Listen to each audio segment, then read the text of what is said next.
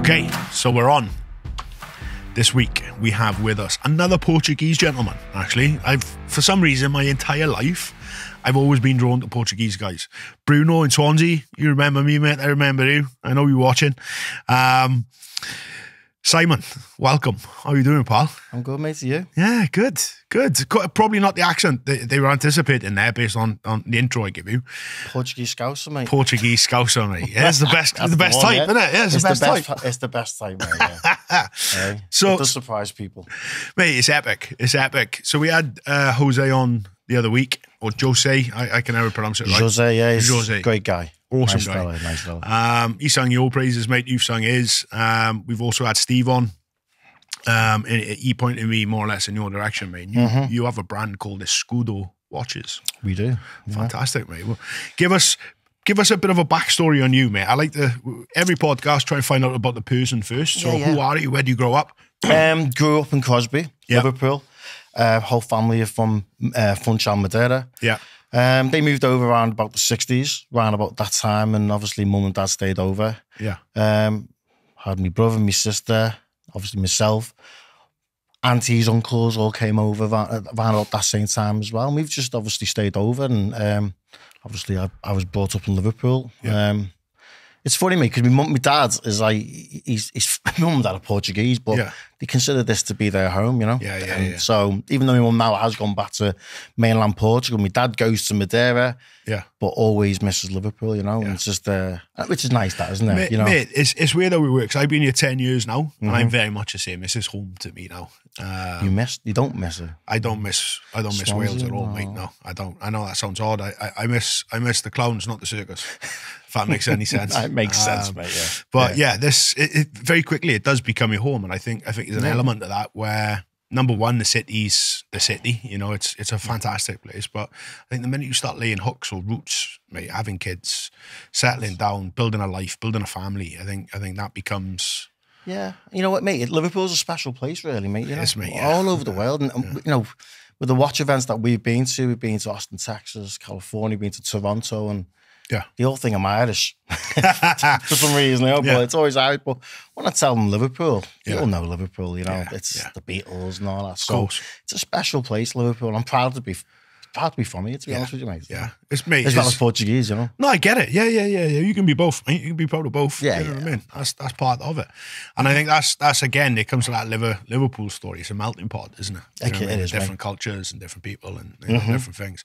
So your folks came over, mate. What was the draw for them? Was that work? It's work, mate. Yeah. I think back then, work was a lot of people emigrating, weren't they, back over to Jersey, England, and London, you know. But Liverpool, I don't know why they end up in Liverpool, to be honest with you.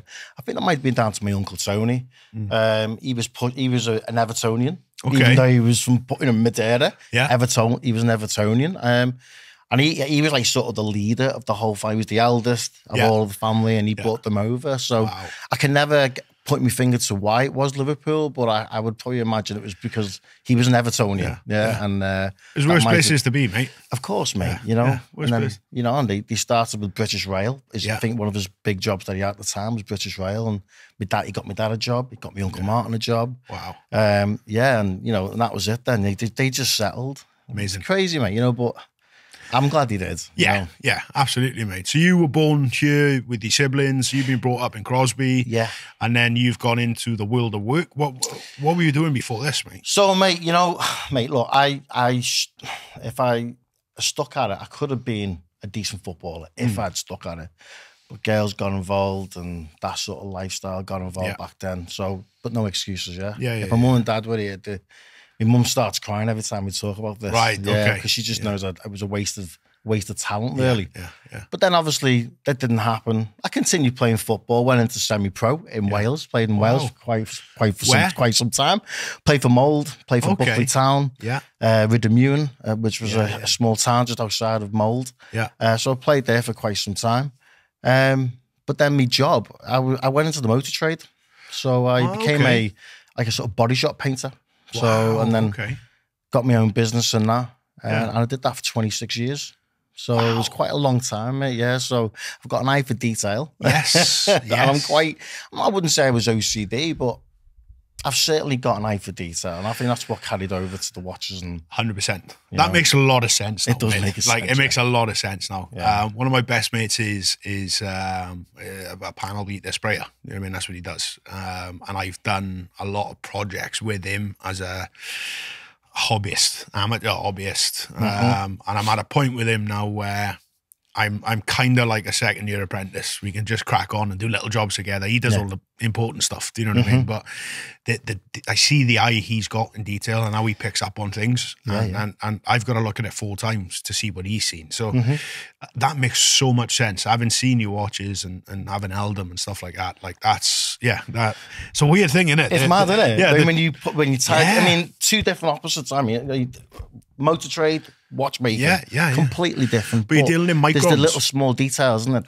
that you need in watchmaking, 100%. To try and make it different to others, which you've seen. So what happened then, mate? So you've got this nice business going, you're doing well, everything's as it meant to be. Obviously, you're a watch pest, same as all of us are, mate. Yeah, mate. We're all a little bit nerdy.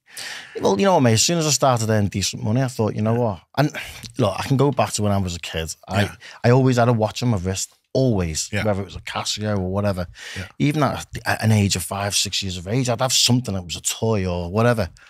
But I was always late for things. Always late. And it's funny because the Echo did I don't know if I can mention the Echo on this, but the Echo did an article last month, about Escudo and where it came from and stuff. And it was just in conversation with the guy over the phone saying, you know what, mate, I'm always late. And I think one of the the tagline for the headline was he's always late.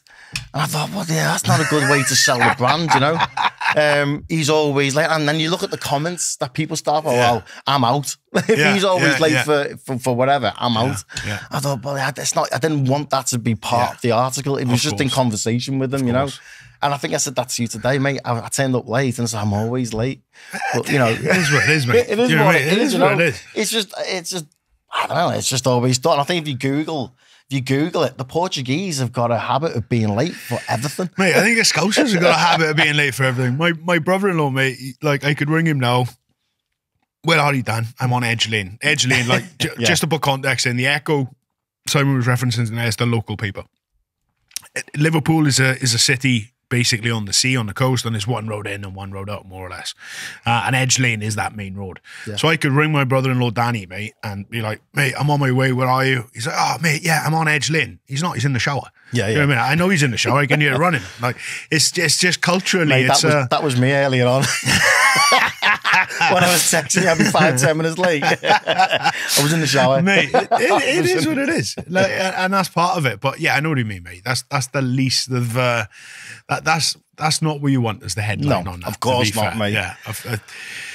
So you get to a point now, mate, where you're like, right, okay, well, let's go for this. So you had some drawings. Did you come up with some? Yeah, well, you know what? Okay, so like going back to that, I was always a watch enthusiast and spent quite a bit of money over the years on watches, whether it was a Tag or Tudor, Rolex, and so forth. And I just always had that thing in the back of my mind. I thought, what does it take to make my own watch? I think COVID. Well, obviously, COVID came around back in 2020. And that was the opportunity there. You're sitting at home bored, can't leave the house. My daughter was in the kitchen one afternoon, and I was itching to get out because the sun was out and wanted to go for a walk, but we'd already done our 1 hour walk and stuff like that. So I said, yeah, give me your pens and your paper there. So I just started drawing out, just sketching out watches, just for fun. Yeah. And before long, I had 2, 3, 4, 5 different drawings of these watches, and I had no brand name, no nothing. It was just ideas like the Portuguese colours and the 12 o'clock mark and stuff like that, because that was in my head. I was thinking, well, if I'm going to do a watch, it has to be something that's relating to Portugal. Yeah. Because there isn't really, there are watch brands out there, but at that time I thought, well, there isn't anything that's there that's like a mid to high end price range in terms of luxury watch brand from Portugal. I thought, well, if I can put something together, get some ideas off people. And I've got a good mate of mine called Carl English who works for, I was going to say play, he works for Tudor. Yeah. So I was on the phone to him, said, hey, mate, what do you think of this? I sent him some pictures. And he's like, yeah, I think you got something there, mate. Might have to refine a few things, but get maybe CAD drawings and so forth and take it from there. Have you got a brand name? At that time, we didn't have a brand name. It's a hard thing to do, isn't it? Oh, mate, yeah. Well, you know, I think, looking back, the brand name is perfect. You know, Escudo was the Portuguese currency, and it's a shield. It's part of the, you know, the flag and so forth. But at that time, why didn't I think of that? At that present time, I don't know. But I'm you know, it came not long after. You know, 2-3 months later, I'm sitting there going, Escudo, why? Because I had a tattooed on my arm. You know, I'm thinking, looking at it going, Escudo. That sounds all right, that. And that's when I got straight on the phone to my mum, Richard, who's my business partner. And I sort of sold them the project and said, what do you think of this? Escudo Watches. And Richard was like straight on it. He was like, I think you've got something there, you know? Richard came on board, mate. Excuse me. Richard came on board and looked at some of the design elements that I had in my drawings and said, look, why don't we do this? Why don't we do it? Might tweak this, tweak that. And the two of us started banging ideas off each other, you know? And it was all FaceTime at the time, or you know, we couldn't see each other. It was a weird time, wasn't it? It was a horrendous time, you know? Like, my mum was in Portugal, wanted to see my mum. Didn't know when I was going to see her ever again, because at that time it was very, of course. It was, you know what it was like, mate. And that was it, really, mate. It was just back and forth with ideas, Escudo, and then Richard was like, how much are you looking to invest? And I had a bit of money saved at the time. I said, well, this is what I had. It's my budget. We can do it this way with Japanese movements. Maybe we do this, do that. And he said, look, if I'm going to come on board, let's do it properly. Let's put a Swiss movement in it. Let's do this. Let's do that. And I'll come 50-50 on the business. And I was like, are you joking? Now, Richard's got a bit of money, right? He's got a bit of money. He's done okay in life. So he just said, look, I'm willing to come on 50-50. I think you've got a fantastic idea there. Especially with the Portuguese element and the British element. You're British, Portuguese and British. We can make this story, you know, whereas the Portuguese and the British have got like the longest international alliance of 670 years. Rich history there. Yeah, it's a rich history of the two countries together, and we could really use that to our advantage. And I was like, you know what, mate, it's a good idea, because at that time, before that, I was thinking about the exploration, the Portuguese, how they explored the world 600-700 years ago. One of the biggest empires, and the British as well, and the Spanish and the Italians. But I wanted to focus on what sort of, you know, what it meant to me, you. My background, of course, you know. It's your money, mate. You know what I mean? That's it. That's the reality. I know, but some people don't see that, you see. And this is, we can go on to that a bit later on. Watch enthusiasts, some are a bit naive, not naive, they're a bit, I don't know what the word is, mate, but they tend to forget that people are putting their heart and soul on this, and they're quick to say negative things and comments. And then we were talking about this earlier on. You just got to ignore these comments and just believe in you. You got to believe in what you're doing. And go with it, because there's people out there who believe in you. You know. Yeah, absolutely. That's fundamental, mate. And listen, there's I think. Marcus Aurelius, I'm going off on one now, so forgive me, right? Marcus Aurelius wrote a book called Meditations, and I'm really going to paraphrase this. But there's a passage in it, and he says, listen, you know, we know nice people exist in the world. And because nice people exist, assholes also exist. They do. We shouldn't be so surprised when we find one. Like, I've butchered his comment there, so forgive me, internet. Do you know what I mean? But if you're familiar with Meditations, you'll know exactly what I'm referencing. Assholes are out there, mate, and they exist in every aspect of life. Any community of people have their gems, and they have one or two bad apples, and that's just the way it is. And unfortunately, mate, we exist in this space where, and a time, really, where bad apples can have the loudest voice, and they don't quite, as you said earlier, it's very difficult to quantify just how much of your heart and your soul and you know, risk that you put into doing something like this. You really put your family's future on the line when you go into something like this. And it's, some people they're just a little too quick to dismiss it, mate. You know what I mean? And taste is taste. Like, whether you like it, whether you don't like it, it's fine. But you should be able to appreciate what people are trying to do. You know what I mean? Just be nice. Don't be a dick. That's exactly it. It's a motto to live by, mate. Like, don't be a dick. It's that simple. But anyway, that was a tangent. Forgive me. It's okay. We went off to Marcus Aurelius there. I went on a bit of a rant myself, to be honest with you. Forgot there was a microphone. Whose round is it? But yeah, mate. So as you were saying that, I mean, you've got to a point where you've gone, right, let's do it in Swiss. You've got your drawings. You've had the conversation with Richard. He's said, right, you know, let's make something happen here. How do you go about that then? You just rock up to Switzerland and start knocking doors? No. Well, you know what, mate? It's funny. No, you don't. Well, that's what I thought at that time. You're going to have to go to Switzerland, but we couldn't leave the country anyway, that way ain't going to happen. Yeah. I just Googled watch consultant on just Googled watch consultant. And the name that popped up, and some may know his name, was David Brailsford of Garrick Watches. Okay. And I just gave him a call and said, mate, you know, can you give us some advice of, you know, or direction? How do we go about doing this? Yeah. So we got on a meeting with them, Richard and I, and we had it was a 3-hour meeting, maybe like sitting in a pub. Like we're sitting here talking. It was so relaxed. Yeah. I've not spoken to him since then, which is a shame because that was 4 years ago, you know? Yeah. But he was amazing, you know, knowledgeable, and you know, he really took to the brand name, the ideas that we had, and the guy is producing him and the company that he works with, Garrick Watches, are producing some beautiful watches. And for someone to sit there and say, "Look, you've got a fantastic idea here. Your price point is spot on. If anything, it should be more." And at that time, our watches were retailing by about £800-900. Yeah, and he was like, "No, I think you should be putting it up now." That frightened me at that time. I was thinking, no, hang on. Because I could see what the other competition were doing. Well, not competition. I can see what other brands were doing at that price point, £800-900. And we had to sort of come in at that sort of price point, weren't we? But he's like, no, you need to be hitting £1,500. Easy. You need to have a multiple of 2, 3, 4, you know, especially if you're going to be spending this amount of money on a watch. So he said, look, what's your budget? At that time, it was around about 50,000-60,000 we had. The thing is, mate, we've now gone and spent, I don't actually want to say what we've spent, but it's a lot of money. It's just non-stop investing money into it, you know. Of course. I might as well say it. Only if you come free to, mate. No, mate, we're hitting like 400 grand. So, and that's a lot of money, you know. Of course, yeah. You know, it's a lot of money to anyone. For me, you know, poor Richard. Poor Richard. He must believe in you, mate. Well, look, you know, he treats me like a son. Yeah. He believes in the brand himself. And it's not just obviously all Richard. My money's being thrown at it.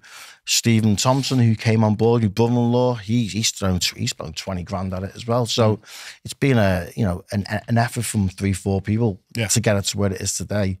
But it's a lot of money, you know. Yeah. So we need to get that back. Of course, yeah. We need to get it back. So but it's, you know, we know it's only been going for less than 2 years, so it's coming, mate. Because we've got a fantastic product. Mate, you genuinely have. Things like this, mate. You've just got to let it cook. Do you know what I mean? And that's easy to say from the outside because it's not my dough. Do you know what I mean? But things take time. That's just the way it is. It takes time, and you planting seeds. Do you know what I mean? And you have to go through the harvest and all that stuff before you get your money. You know, that's just how it works. Richard and I, we sit there, we talk nearly every day, and we have them for 4 years, mate, just non-stop watches. And he's got a project going on at the moment in Portugal, so he hasn't got as much time, but even in the evening, we get 5-10 minutes and we sit down, we talk about everything, watches, right? Yeah. What we got to do next, what we got to do, who we got to talk to, what podcasts, what interviews, what magazines, how much money we got to spend on this and that. And, you know, we always tend to, we don't ever forget how much we're spending, but we do tend to occasionally forget how much we've spent so far, right? It's only when someone sits down and goes, well, how much have you spent so far? Yeah. And then you sort of sit there and go, shit. Yeah, we've spent that much, you know. On marketing, mate, you know, marketing. I didn't realise this when we came into it, but I knew we had to spend a bit of money on marketing, but not what we spent. I mean, last year alone, we spent 100 grand for a micro brand. He's only been going for less than 2 years or 12 months at that time. It's a lot of money, you know, just to be throwing out magazines and partnerships here, there. We've learned from that, you know. We're going into this year with a different idea, different direction. We need to save our pennies a bit more, but you just learn as you go along, don't you? There's no blueprint. You've just said it before, mate. There's no blueprint to it. Do you know what I mean? There is no blueprint. You think there is, but there isn't. You just gotta make mistakes, haven't you, to go forwards, mate? 100%. You've got to, and I think it comes down to a cultural thing then as well, which I find fascinating when we look at British culture and American culture, in the sense of, in Britain, if you fail, you're a failure. and shame and put your head down and all the rest of it. In America, no one ever fails. They learn. Do you know what I mean? And they learn to come back. Come back around and get after it again. That's something I've picked up from American culture, mate, that I absolutely adore. Like, I love that. I love that ideology. I love that mentality of like, okay, well, it didn't work. What did we learn? What are we going to do differently next time? What should we have done? And unfortunately, mate, same as every aspect of life is, that's just how it goes. Yeah. You know, you're meant to do that to get to where you're meant to be. Yeah. It's you've just got to learn to love the journey as much as you do the destination, I think, right? You know, I've as much as it's, I sometimes say it's been a long 4 years, but then that sounds like, you know, I've not enjoyed it. Yeah. I've enjoyed every minute of it. You know, I wake up every day, all I think is watches, and who have I got to talk to? What have I got to do? It's been a pleasure, to be honest with you. But I'm hoping this will be passed down to my kids as you know, as I get older. I mean, that's the whole. We don't want to be here. I keep saying we don't want to be here for just 1, 2, 3 years. We want to be here for the next 50, 60, 70, 80 years. You know, like the big brands, what they've done, they started somewhere. And that's my intention. That's Richard's intention. That's whoever's on board with Escudo. We want to make it as big as possible. And pass it down the generations if we can. That's the dream for me, you know? 100%. It's fascinating. I've had multiple guests at that seat where you're at now, mate. And we've all talked about 100 years. Like, I want us to be around in 100 years. And I think when you approach a business and you look at it in the sense of, right, in 100 years' time, what are we going to be doing?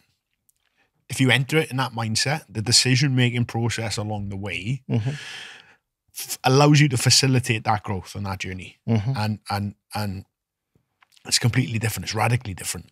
To coming into it and be like, oh, okay, well, you know, we'll do 2 or 3 pieces. I'll buy a jet ski. And then all the best. I'm out. Romeo done. Do you know what I mean? Like, that's not, it's a different mentality. You're going to make different decisions. You're going to invest your money in different areas in different ways. You come at it with that longevity.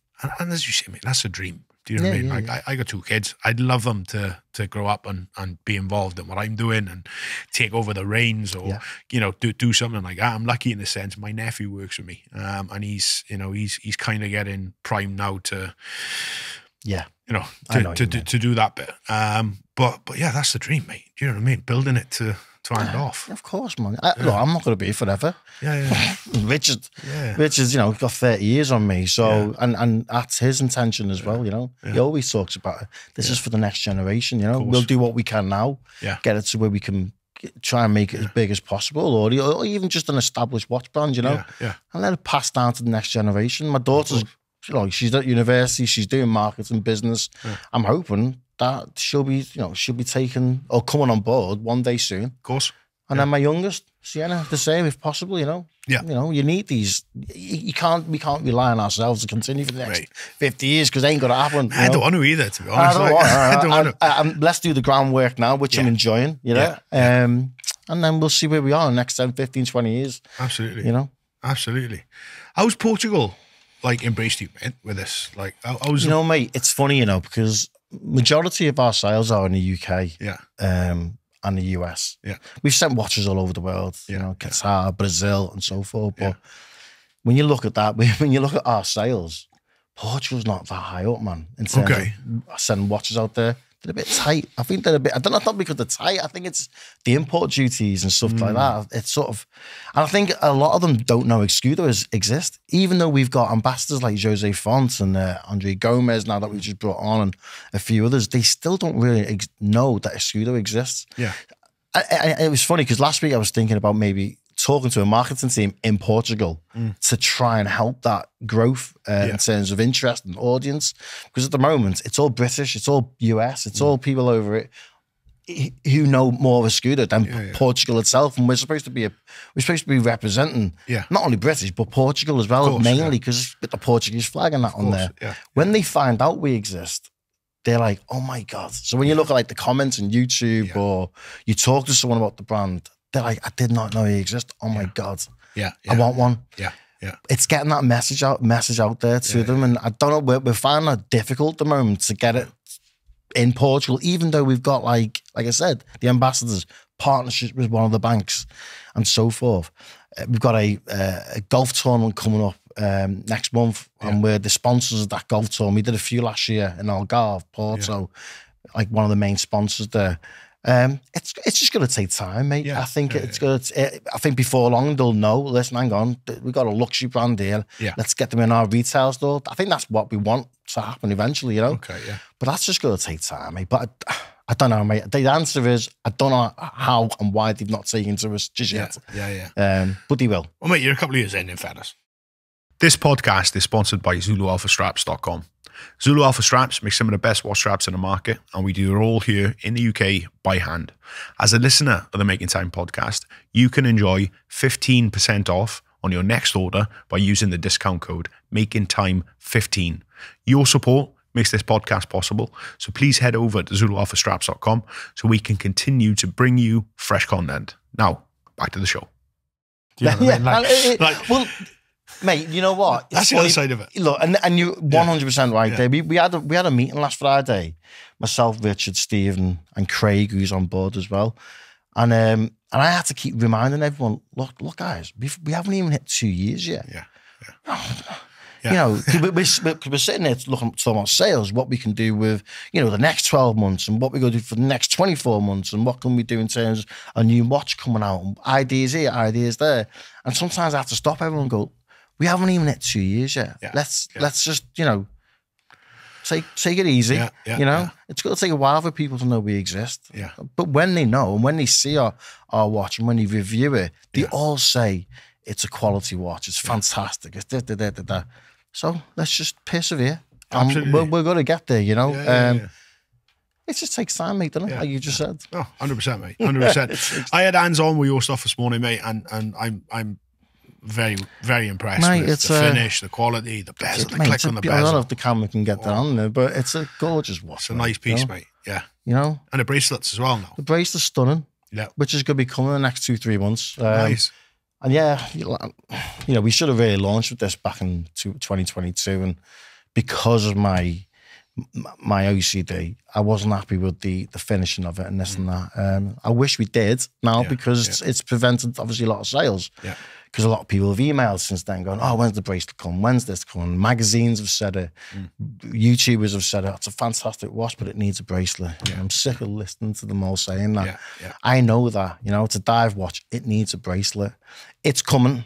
I don't know if the camera guy can see that, but it's coming. It's got a beautiful looking clasp there. You know, I think it's stunning, that piece, mate. The silver rose. Oh, you got it, good man. But yeah, mate, you know, you like I said, you learn from your mistakes, don't you? Yeah. But look, it wasn't a mistake. It was just something at the time that I felt we just couldn't come out with the watch on a bracelet, and you just got to take it on the chin, innit? Mate, if it's not right, it's not right. It wasn't right. Yeah. And fundamentally, it was not right at all. And that's that's it. And that comes back again full circle, mate, to the conversation we were having earlier, where you know, people will give you a little bit of a hard time online or whatever. Like, you know what you're making. Yeah. Right? You know what you're making. You don't need other people to tell you what you're making. No. I mean, you know exactly what's going on. You know what you're putting out. You know what the standard is that you're hitting. Like, if it's not right, it's not right. You know that.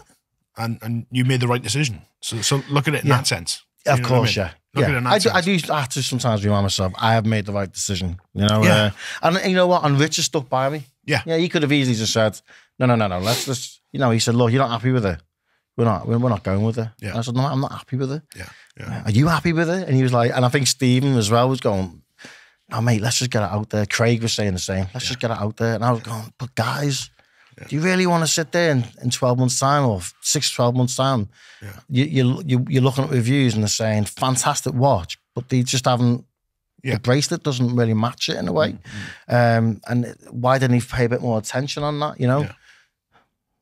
That was my decision, end of. You know, I live by it. You live by it, mate. You got to own it. You got to own your decisions, mate. That's part of it. You know, that's part of it. It is, mate. So you're 2 years in, mate. Obviously, you've got the support network there. You know, within the family and that close network. You're taking on the vast majority of the running of the company. Is that fair to say? Yeah, so it is just me, majority of it. With Richard being in Portugal, we do have Craig Freitas, who's on board, like our business manager. He does all our stock and spreadsheets and so forth. We've got Stephen, he's got his day-to-day job working for, I think it's Johnson & Johnson's or something like that. So he's obviously invested a bit of money quite a bit of money into it. But he just sits back more relaxed. And obviously it's me, mate, who deals with the majority of it. Yeah, I'd say 89% of it. We do have a marketing team. Obviously, they do, I don't know if you can swear on this, but they do a shitload of stuff for me, mate. Whether it comes to socials, press releases and stuff like that. We did have a team in the States, back in California, for 12 months. We partnered with them. Great guys, but the 8-hour difference. It's difficult. It was difficult, mate. And, the guy, Sam Boland, he did a really good job for us. But like I said, time difference and a few things that happened. We thought, you know what, we need to get a team over here in the UK. So I can't be sitting up at 10:30, 11, 12 o'clock, having meetings or conversations with people over watches when I need to be chilling out with my family. Mate. Or going out or doing whatever, So you learn, don't you? Yeah, absolutely, mate. We do a lot of business in the US and it's similar. And I get to a point now where I try and avoid it, late night conversations. For the reasons you mentioned, but also because you're not getting me 100% either. Yeah. You know what I mean? I'm at that time of night, mate. I'm at 40%. I'm ready to power down. Yeah. You know what I mean? That's it, right? I'm not firing on all cylinders, mate. But the thing is, I was sitting. There were so many times where I was sitting in the office from 10 till 4 or 5 or something like that, and then I'm getting a phone call. Yeah. And I'm on the phone call for another 3 hours. Then before you know it, it's 7, 8 o'clock, 9 o'clock at night, and the wife's like, "When are you coming home?" Yeah. Oh, I need to go somewhere. Can you come home? And you're like, "I'll be there." Yeah. The watch, it's just took over my life, hasn't it? Yeah. And especially when I've took on a marketing team in the States, it's then taken my life even more in the evenings. So we had to do something about that. It was unfortunate, but we've got a new team over there and I've been doing a great job for us. Brilliant. Because I couldn't do the marketing on my own. I'm not really a marketing type of guy. I mean, I can go on the socials and post stuff, but when you need something, emails or you need some graphics and everything put together, you need people who are professional. It's a skill set, man. It's a skill job, and we'd rather pay someone to do that and do a good job rather than do it ourselves and get it wrong. Yeah. You know where your skills are, mate. You know what I mean? And there's nothing wrong with that. You can fag packet something. You know what I mean? And I'm like, this is what I'm after. And let the pros do their work. Yeah, it's like micromanagement, managing, isn't it? You just sit back and you just say, I want this, I want that. Crack on. Yeah, absolutely. I'm not happy with it. Happy with it. Yeah, absolutely. Pretty much, mate. On the design of the watches, mate. Like you've come up with a concept. Well, mostly. Yeah. So look, there's a guy I actually forgot to mention is because there was Del Brailsford who pointed us in a lot of directions. You're really good with names, mate, as well. Isn't it? Like you remember full names of people. Well, the thing is, mate, because they're important, really. You know? Of course, they're huge part of the journey going forward, And Dale Brailsford, if I see him tomorrow, mate, you'll be getting a big hug. Yeah. Thanks you very much. That 3 hours was so important. And you opened so many doors for us in terms of watchmakers and so forth, There's loads of people I'd like to thank. There's like Max Van Brugge. Yeah. He's got his own watch brand called Van Brugge Watches. He's got some amazing ideas with classic dive watches, all kinds, he was instrumental, really, to be honest with you. We sat with him, again, Zoom call, gave him my ideas, my sketches, and he said, right, okay, this is what we can do. Let's add this, let's add that.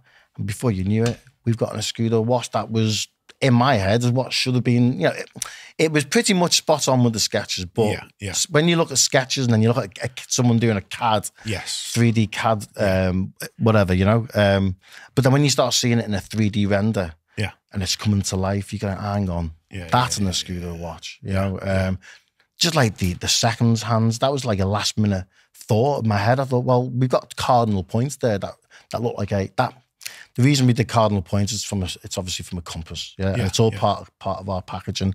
The compass being obviously it's important for exploration around the world back then for the Portuguese, the exploration, all that. So, and we thought, well, we've got a second hands going around there. Wouldn't it be nice if the second triangle sits in the cardinal point? And I was just sitting there, mate, on the toilet one day. No word of a lie, mate, thinking, why don't we? Because at that point, we had the triangle at the tip. It was either a triangle or I think it might have been a circle at the time. It looks a bit like the Tudor. I think the Tudor just brought one out with a circle. So back then, we had a circle. like a round pip, whatever you call it. And I thought, no, why don't we make it a triangle and bring it back a bit? And I don't know if you've seen the way it is, but as it rotates, it fits in between the cardinal point.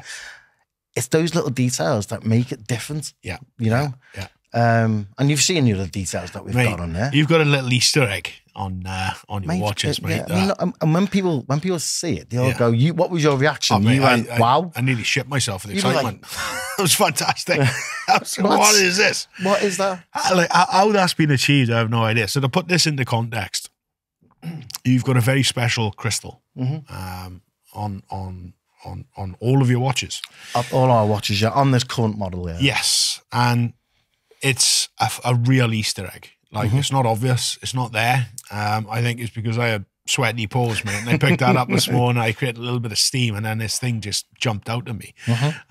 Talk us through that, mate. I don't want to butcher it, so you tell us that. Well, you know, if Richard was here, he'd say, if I tell you, I'll have to kill you. Yeah. He says that to everyone at every watch event, so I can't really go ahead and tell you. Yeah. But that was basically, we were sitting there, and we were looking at, obviously, the Rolex and how they've got the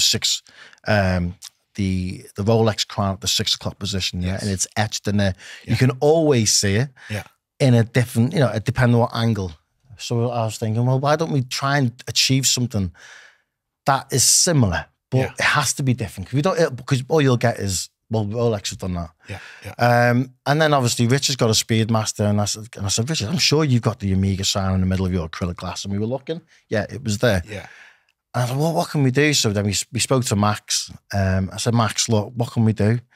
And he said, well, there's ways. There are other ways of doing it that no one's really used. No one has used. Yeah. Should we have a go and give it a try? Should we do some samples? Yeah. And I said, okay, so what is it? So we sat down and explained it to me. I said, mate, I love it. Let's go for it. Now, at the time, it was going to be a small cross. Yeah. And we went, no, let's go bigger. We want it to really pop. Yeah. And that's what we went with, mate, at the end. I think it's a fantastic idea. Now, whether it'll last forever, I don't know. We'll find out, mate. But I'll tell you what, mate, no one's complained yet. Yeah, no. And I've got, obviously, I've been wearing my watches for now, 2-3 years, whatever it is. Always there. I just think it's a USP, isn't it? Mate, 100%. You need to have your own USPs, and that's definitely one of ours. And not many people know about it. That's the thing, and it needs to really be talked about. Exactly. Hence why I'm doing this. I'm pushing in this direction. But you know what, mate? We were on a podcast in Austin, Texas, back, I think last year it was. Back in April last year. And it's called Watch Cringe Podcast. I don't know if you've heard of the guys. I have. Funny guys, real lads, good lads. And they were, when they came to our table, there were like 6-7 of them. Mate, like, what do you call it? Like the Jackass, Jackass back then. There's 6-7 of them all taking the piss. Yeah. That's what they're like. Yeah. Good lads, funny lads. We went out with them a few beers and got pissed as well that night. But before that, when he came to our table, they were all going, oh my, the Americans. They're so enthusiastic. Enthusiastic. They're like, oh my God, they were passing the watch, they were picking all the watches on our table.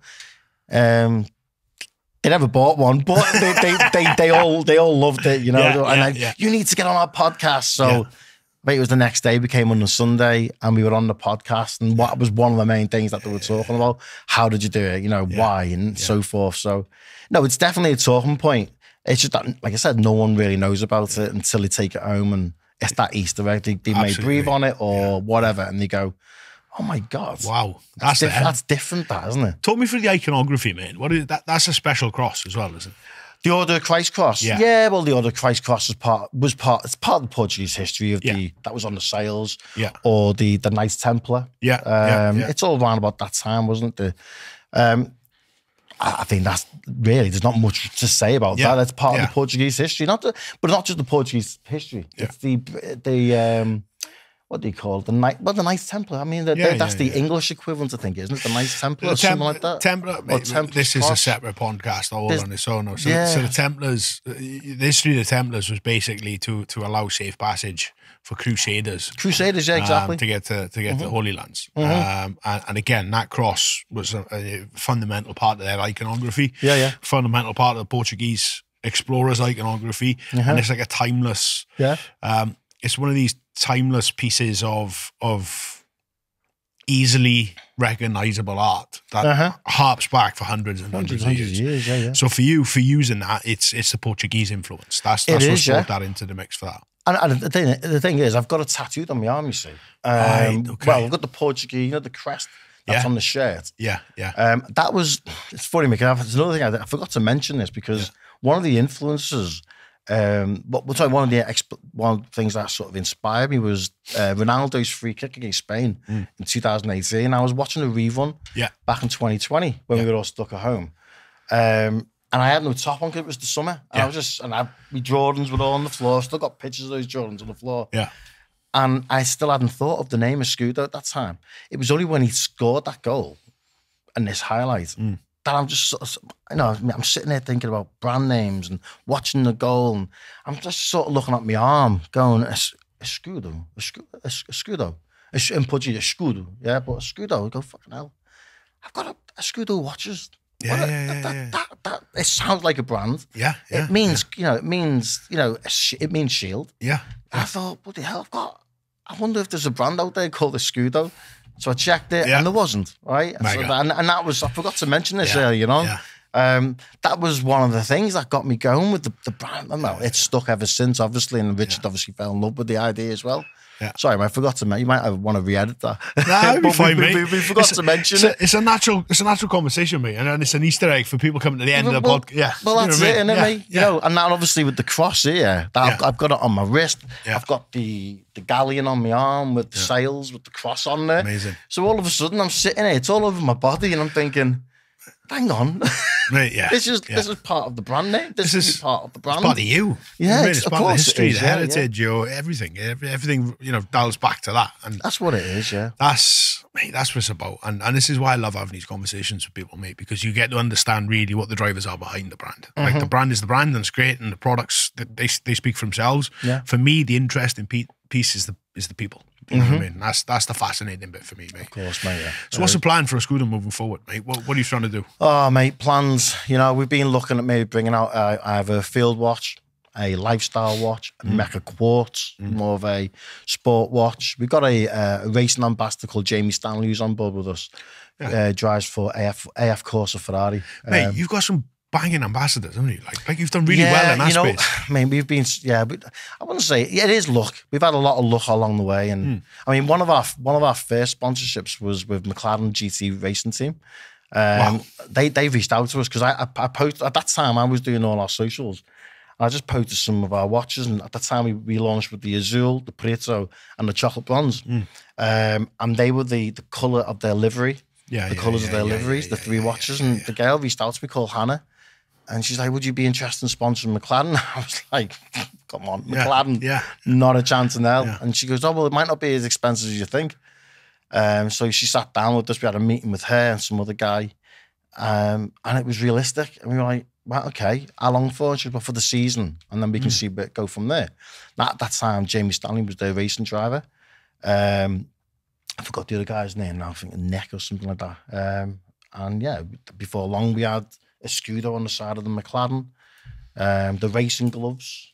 I mean, I've got the racing gloves in the office, mate, on our wall. But Jamie's racing gloves, you've got the, like the Formula One drivers, have got the watch going across the. So, for me, 3 months in, we've just launched, and we've got this partnership with McLaren Racing Team. So when we got to the World Time event in September, we had it on our banner behind us, and everyone came to us, never heard of Escudo, but how on earth have you pulled this off? How are you the sponsor to that McLaren Racing Team? We were like, well, they just reached out to us, so well, why not, And I think, mate, it just went from there. Before long, we had Jose Font, at that time, was playing for Lille, Portuguese International, won the Euros of Portugal in 2016. We were in talk with his agent back in March 2022, got it over the line just before September, our first event. And then having Jose on board has just opened doors. We had GQ Portugal knocking on our door, became partners with them. So then we were consistently in their magazine, where it was the back cover of the magazine, or in the middle somewhere, there was an article about Escudo. And then that was it, mate. Things just started, like, oh, next minute, Ironman. We were like European champions. Yeah. We were entering like world championships, knocking on the door. We'd love to be an ambassador to your brand. Would you be interested? But thing with Richard and I, we can't say no, you see, because you can forever keep adding ambassadors to your lineup. Yeah. But you've got to have you need to get your return on your investment. Yeah. Now, we've been very fortunate that we're not having to fork out any money for any of these guys. You'd think we are. Yeah. They've come on board because they fall in love with the brand and they want to help us get us to the next stage. And obviously, when we get to that next stage, then we can sit down to our finances with them. But at the moment, financially, the money's going on watches, not not ambassadors, and they understand that. Yeah, they're in for the passion of the. Yeah, I mean, like Andre Gomez, for an example. You know, we discussed this before. He plays for my local team, Everton. Up the Toffees. But he's up the Toffees, but he's good mates with Jose Font. And Jose Font was saying, Sam, look, why don't we get Andre on board? He's got 2 million followers on Instagram. Get him on board. Let's get, let him post some stuff on Instagram. It'll draw more attention, more eyes to the brand. And he's right. And that's what you need. They don't always work, but if he's going to post something, he gets 3,000-4,000 likes, they're looking at him, but they're also looking at why has he done that? Who's the collaboration with? And I think that's the idea of it at the end of it, isn't it? It's to get as many eyes on our brand as possible. Absolutely, mate. Absolutely. Well, it's fundamentally important, for you put in so much time, energy, and effort into creating these products, mate. You can't keep them locked away in a cupboard. No. You need everyone to know. And like I said, we spent quite a lot of money last year on marketing and magazines and stuff, but that can only go on for so long. It's going to be a point where we're going to have to get someone on board, employed, and try and save some money somewhere. But at the moment, we've got to have to do it, otherwise, who's going to know you to buy your brand? Absolutely. And you can't rely on Instagram ads all the time or Facebook ads, or you've got to really spend your dough to get it out there as much as you can. It's unfortunate, but it's the way it is, man. It's the way of the world. Mate, it's an expensive space to be in. Do you know what I mean? It's an expensive space to be in. And that's the truth of it, mate. And we're all a little bit crazy for being involved in it, mate, because, like, I'd love to be a postman, me. Yeah. 11:30 in the morning, that last letter goes through the door. That's me, I'm done. I'm home for tea and medals, walk a dog, lovely job. I couldn't do it though, mate. Do you know what I mean? Like, all it takes is all you got. And this is very much one of those types of industries to be in, mate. You've just got to get after it and make it happen. Keep going, mate. Yeah, it's a passion of mine. It's my life now. Yeah. You just got to keep going on it and just believe in you. Yeah. Believe what we've created, and we've done something really, in my opinion, a great timepiece. Worth the money. Yeah. It's a great package, right from the watch to the box to everything. And the service has always been. Our service is fantastic, and anyone we've had people buy 3-4 watches off us, Of course. We got a guy called Raphael in Miami who's bought 4 watches. I mean, that's loyal, That's amazing, that, So when that's happening, you got to just believe. Of course. Yeah, no, 100%, mate. 100%. So you got shows and events coming up this year, mate? Where can people get hands on? We're at Wembley. I forgot the name. Well, D-Time. That's just normal. We're at Wembley. We sponsor McLaren. We're at Wembley. It's not actually Wembley, but it's. I think it's alongside Wembley Stadium. Okay, I forgot the place. Darley. I forgot the name of the place now. But D-Time, Demetrius, the YouTuber. Yeah. He had one of our watches, and he reviewed it, gave a great review. Thank you very much, D. Give him a good shout out there. Absolutely. Great guy. But he's doing his own show on the 15th of June. Okay. I think there's 35 brands going to that one. And the week after, I'm going to the Watch It Fair in Solihull. The guy called Joshua Clegg, he's doing that one. September, World Time UK. That's in September. Divers Watches. And then we're going to be doing Watch Pro in November. Yeah. So Andrew Wingrove, nice guy. Yeah. He's been pestering me for quite some time to do the Watch Pro event. So we thought, you know what, let's go for it. Plus he's lowered the rates. So I don't know if I should say that, but he lowered the rates. Lucy was hounding me last year, mate. Lucy was hounding us at one point as well. And I just couldn't decide which child to sell. You know what I mean? That was the issue, mate. Do you know what I mean? Because it's a cracking show, mate. It really is a cracking show. They do well. Like, they put a good show together, but it's a tough pill to swallow financially sometimes. It is, mate. Yeah, I mean, I've got a bill to pay for D this week. Yeah. but you know, mate, if you don't do these events, You've got to get out there, mate. People need to feel a watch, you know, and they can't just rely on pictures and so forth. And that's another thing. Photography costs. And of course. Everything costs. And like, you know, anyway, it is what it is.